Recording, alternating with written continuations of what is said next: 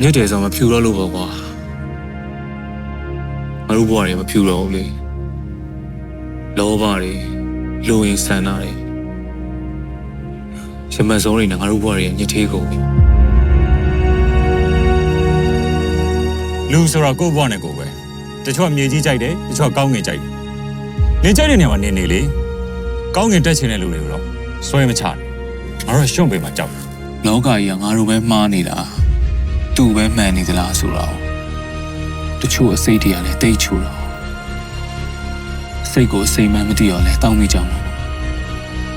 ကဘာတို့ကမပိုင်ရင်ဘာမှမလုပ်အဲ့တော့ငါဘာပဲရရင်တက်နင်တော့သူ့လိုဘယ်တော့မှမလုပ်ပါဘူးလို့ငါ့ကိုကြိပေးပါ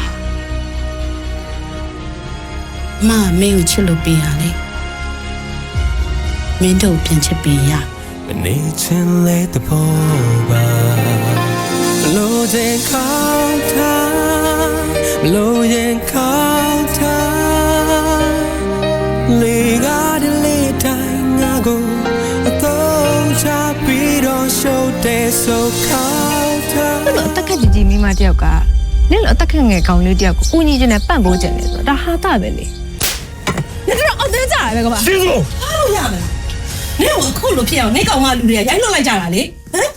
အားလုံးကရဲစခန်းမှာတန်းစီအဖို့ဖွင့်ပြီးထောင်ချပြတယ်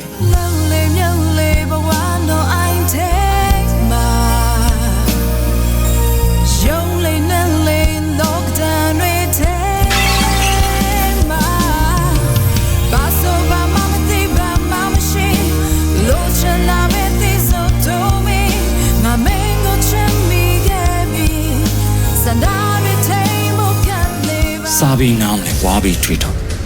အဲ့ဆိုလမ်းမေးကိုရပဲဝယ်စားလိုက်တတောင်းစားဘာတောင်းစားမှာ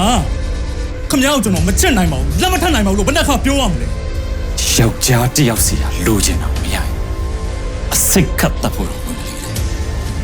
စုံမာတယ်ကိုယ်ကမာပြေကဆိုရဲတော်ဝါလို့ဒီလူကို